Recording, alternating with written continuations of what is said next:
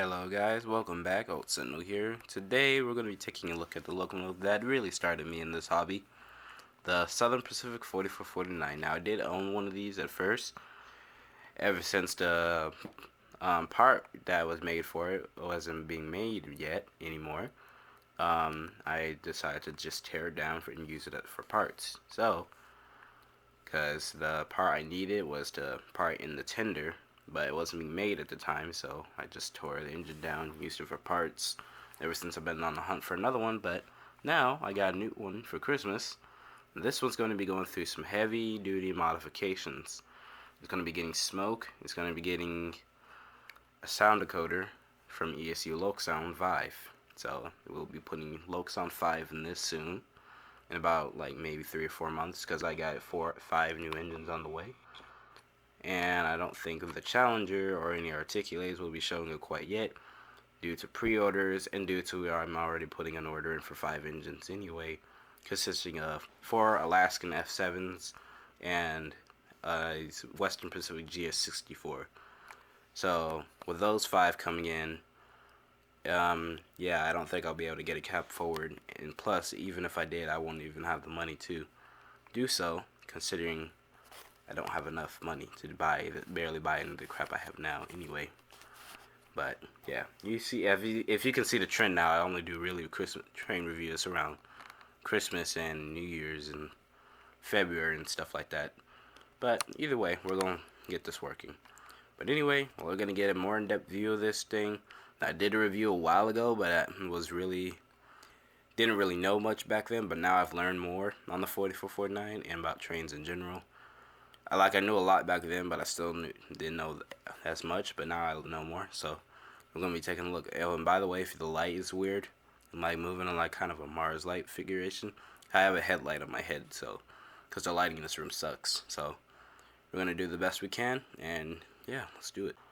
Alright, so we're up close on the pilot of this thing, and this engine is just incredible. This is the first 484 that I have, and the only one I have until the GS64 shows up as well. But anyway, you got easy made plastic couplers. By the way, people say they don't like these couplers. They're honestly not that bad. They're better than most couplers you would see out there. Considering, yes, they're plastic, however, they do hold up for a very, very long time. I will say that. I'm impressed of how long they've held up on my train layout, because I don't have that many KD couplers. I only have KD couplers on, I think, on some of my freight cars, and I think there's one on the back of my FT or my Consolidation or my 10-wheeler that's being shipped to Pennsy. We don't know yet. I don't remember. But anyway, they hold up pretty good. They're not that bad. The only thing I can say about them is if you can see the spring right here, don't ever touch that. You will have a really bad day. I'm just going to say that now. That spring will pop out, and you'll have a bad day, and then your couplers will unhook if you're trying to double head or pull a train or whatever you want to do. You want to be able to auto couple. But anyway, we're going to resume. But you got a magnetic trick pin if you would decide to use magnetic switches or whatever they can be used for.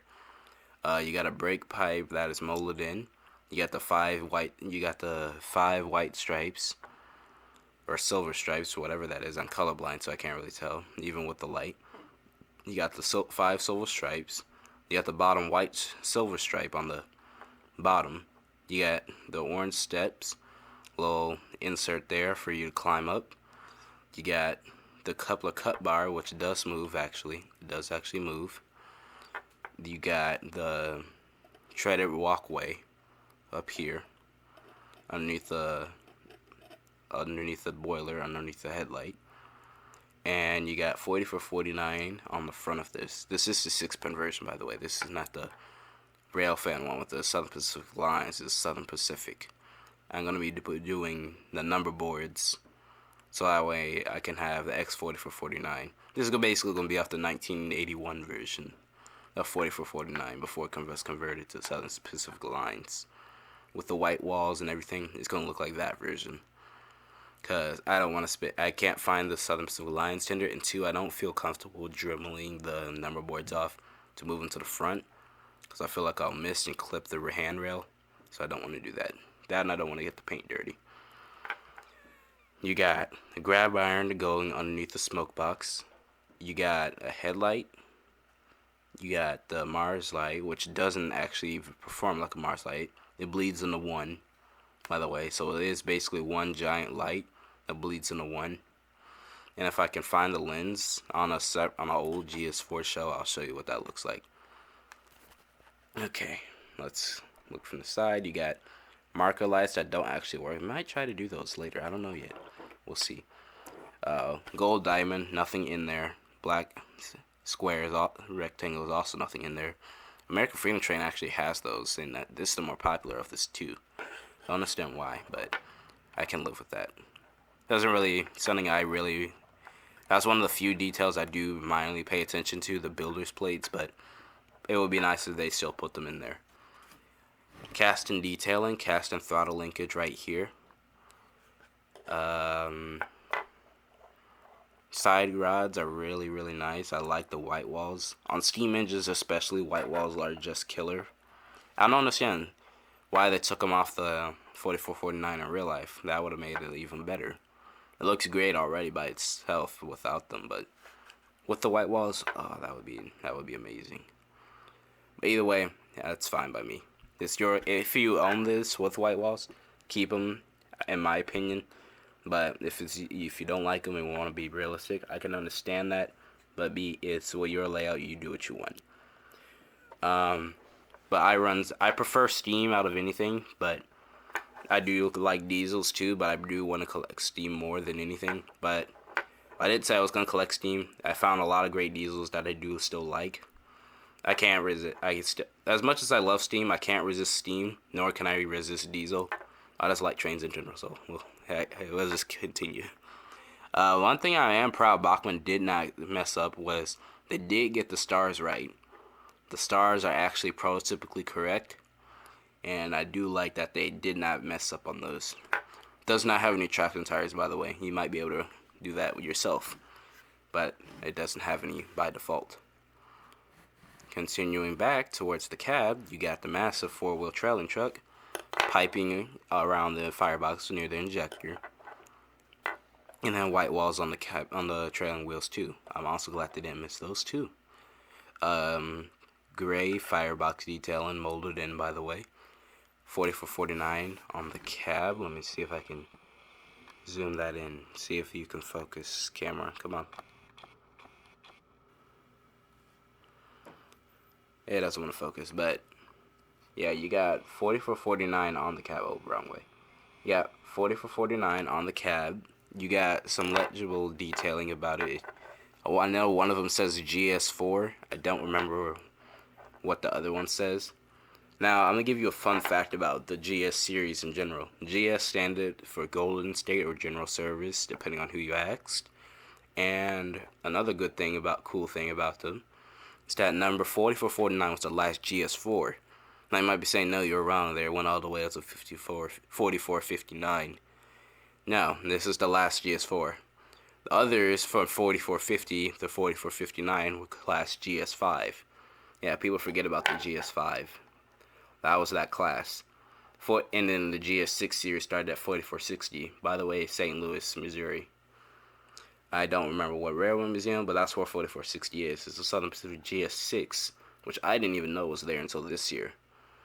And the only thing I knew is that the only GS locomotive left was this thing, 4449, but GS6 4460 is still alive. By the way, GS6s have the single beam, not the dual beam.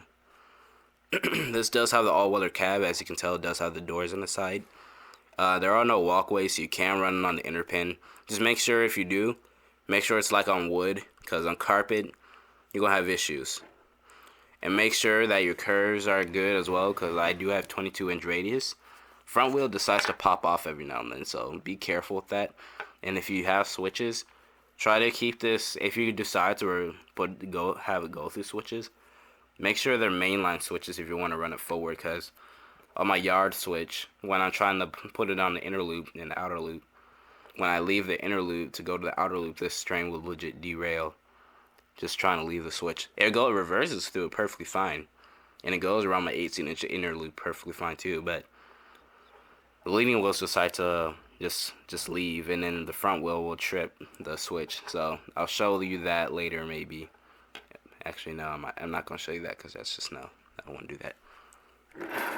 One thing I did forget to show you, it does have a horn up here. This does have a Leslie 200 air horn on the real thing, so that is cool to know.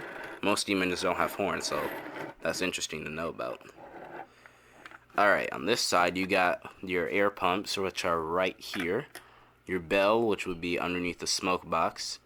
I'll show you again. Like around this area, right here, the bell would be, but it's not on this model. That's where it would be though. Number board that are blank again. The build displays that are also blank. More molded in detail. And then, like I said, you got your air pumps right here. The little side doors. Bump the camera. Crisp daylight lettering right there. It's kind of hard because I'm like crouched over and I'm leaning in and it's hurting my neck. More molded in detail. And then another cool thing, which is good, but it is annoying when you turn the engine upside down for servicing or for removing the tender. This does lift off, so if you want to put say a cab light or some backhead boiler detail cab figures, you can. So that is a good thing to know. Maybe a small camera or something, I don't know. Whatever you could want to put in there, just make sure you can fit it in there and make sure it's legal, not illegal. Just saying that now. Alright, now I think that's about it for the engine. Now we take a look at the Southern Pacific GS4 tender. Now this also is DCC. It doesn't have sound, but it does have that crappy 1 amp decoder in it from Bachman. As I said, low sound and smoke is coming soon. When I buy the smoke unit, most likely I'll buy the decoder at the same time. Even though the smoke units come from Bachman, but yeah. Now, we take a look at the tender. You've got a 6-pin connection, which consists of a 2-wire pickup wire. This wire, this plug right here, that's how you pick up power. Without this, you can't pick up power from the engine. You're only getting your power from your tender, and that's about it. This allows you to pick up power from the engine. Without this, you can't pick up power from the engine. But you pick up power from the tender without it. Just don't break it. Increase the electrical footprint by a significant amount. This is no small steam engine. I'm gonna show you that with the DD40. This is a big steam engine. 4-pin connection that controls the motor and the headlight. Drawbar, little pin, and the little tiny drawbar by itself on the engine. Really thin as hell. I'm gonna tell you that now. It is thin. Oil burner, by the way, if somebody didn't know that. If you didn't know, this is an oil burner. It always has been. Never ran coal in its life. Built in 1941, May of 1941 to be exact. A little toolbox here. Southern Pacific, crisp on the tender, rivet detailing. More rivets. This is mostly behind this oil bunker right here. Wooden walkway on the top. Silver handrails, oil fill cap there. Wooden walkway there with silver rails and stuff. Ladder should be black, but it's fine. That's fine enough. I'm not going to be really nitpicky about that. That's okay. Easy make coupler on the back. Silver grab iron, and then the operating light. Now mine, on some people's, you might have to take the shell off the tender, because on mine, when I took it out the box, the light wasn't in this socket right here. The little socket the light has to fit into, and it wasn't in here. I think that's me pushing it back. I don't want to do that, so I'm gonna stop. Your light needs to go in that socket for it to fit and for it to actually be bright, or it's gonna be like really, really dim. So you might want to do that. I might have to do that because I think I pushed the light bulb back. We'll test it out. Either way, you might want to check that. And then there is a molded in coupler cut bar. This little black thing here, that's what that is. But anyway, and then you got steps going down. That's about it. White walls on the tender. That's about it. Now I'm going to show you the top of the engine because I did forget to show you that. Smokestack, obviously. You got your sand hatch right about there. Right here, your sand hatch. You open that up, you fill your sand. Little circles, that's steam dome. Your 4 pop-up valves. Your whistle, and your 3 dynamos. That's, yeah, that's the top of the engine. Not really too much. It's detail, but on the what's called the streamlined engines, they don't really have that much detail shown on them because it's hidden. Because streamlined shrouding covers the legit whole engine. But anyway, that's good enough. We're gonna put it on the truck. I'm gonna show you it running like pulling a freight train. Okay, so here's the engine now on the truck. Now I did actually had some more space to clean my table off, so now we can actually do some more stuff like scenery maybe. By the way, turntable there, if I didn't mention, that is an Atlas turntable. I still haven't got the motor for it, so I'm still working like a Hebrew slave to turn the Mogul and the FT around. And yeah, consolation there, still needs a decoder, that DD40, it's still in good, I still love that engine. That's a good engine. I was thinking about selling it, but I was like, nah, we're keeping that. That's my biggest and my strongest. Actually, the first diesel engine I bought with my own money, to be honest. Now I'm buying 4 freaking F7s, so it's going to be 4 Alaskan F7s pulling this. And I don't have that many freight cars. I really don't. And soon I still got to get passenger cars for the Mogul. I still got to get 5 passenger cars for that, and 5 passenger cars for this behemoth. But anyway, yeah, here it is on the track. Gonna mute everything else. But I'm gonna turn the lights on everything else. But I'm gonna show you the headlight on this thing in a second, as soon as I finish muting everything. Oh wait, hold on. Alright, so that's, hold on, I'm gonna turn my light off. Alright, so here's it without the light on. That's the headlight on it. Like I said, it's kind of like a dual beam. So there you go. Then on the tender as well, there is a backup light. And it does get brighter when you put the engine in reverse. Oh wait, we're on the Moguls. So it does get brighter. And it is pretty bright. I do like that. I really do like that it's bright on the back. So that is a good thing to know. I do like that. But, yeah. Like I said, it does have that crappy Bachman decoder in it. But ever since I took it out of the box, it's been smoother. It is smooth without the decoder in it. I did put a dummy analog decoder in this at one point and test to see how smooth it is. It is smooth.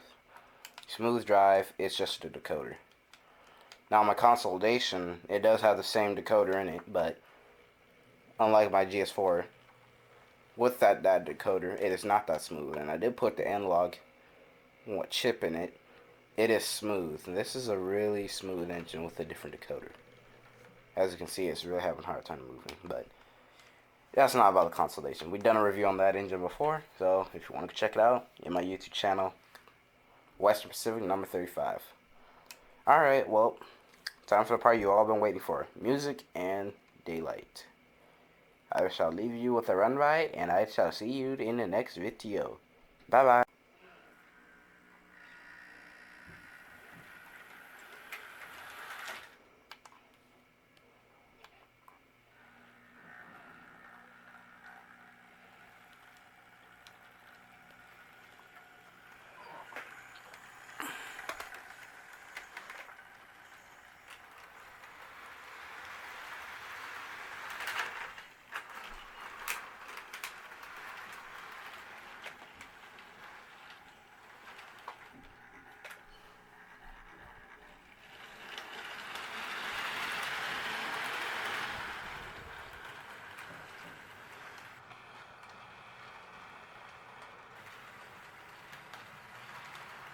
I just love this engine. It's just great. Alright, but now I'm actually going to leave you with a run by and some music. Hope you enjoy. See you next time.